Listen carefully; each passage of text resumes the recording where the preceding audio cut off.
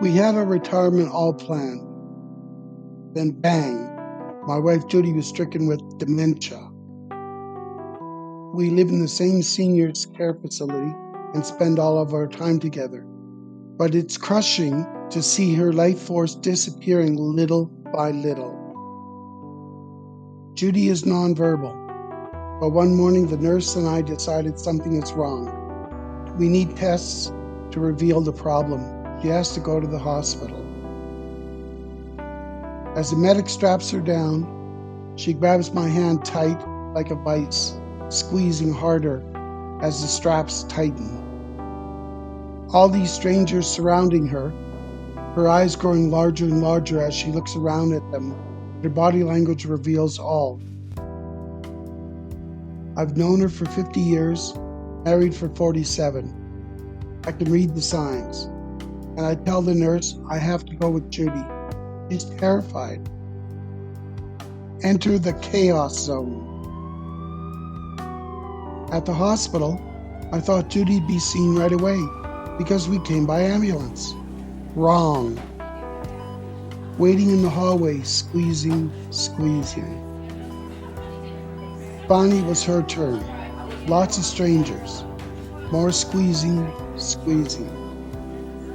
Sent for numerous tests, an IV goes in. We were told she would probably be here for a few days. I called our daughters to give them an update and to discuss a strategy. Judy can't be left alone in the chaos zone. Our youngest, Tanis, agrees to stay overnight. The next morning, I arrived to find both Judy and Tanis frazzled. Judy has pulled out the IV twice during the night before they switched to oral meds. Neither slept. I asked to see the doctor.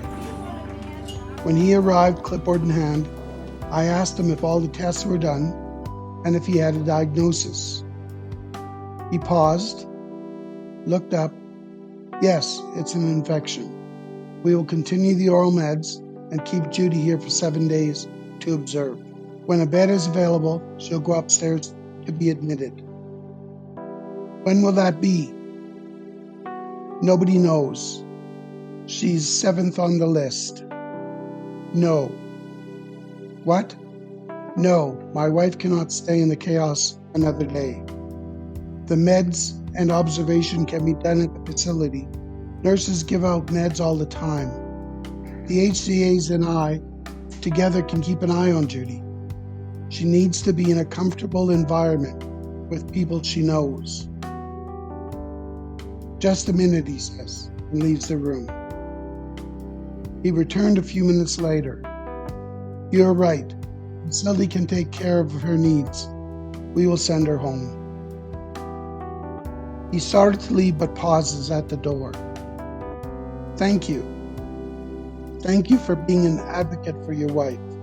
Too bad more family members aren't advocating for their loved ones like you are. Later that night, as I watched Judy sleeping comfortably in her own bed, I realized that everything that happened, tests and all, could have been done at the facility without the entire family suffering the chaos, stress, and worry of the last 2 days. There was no reason for Judy to enter the chaos zone, and I'm sure that's the case for others like her.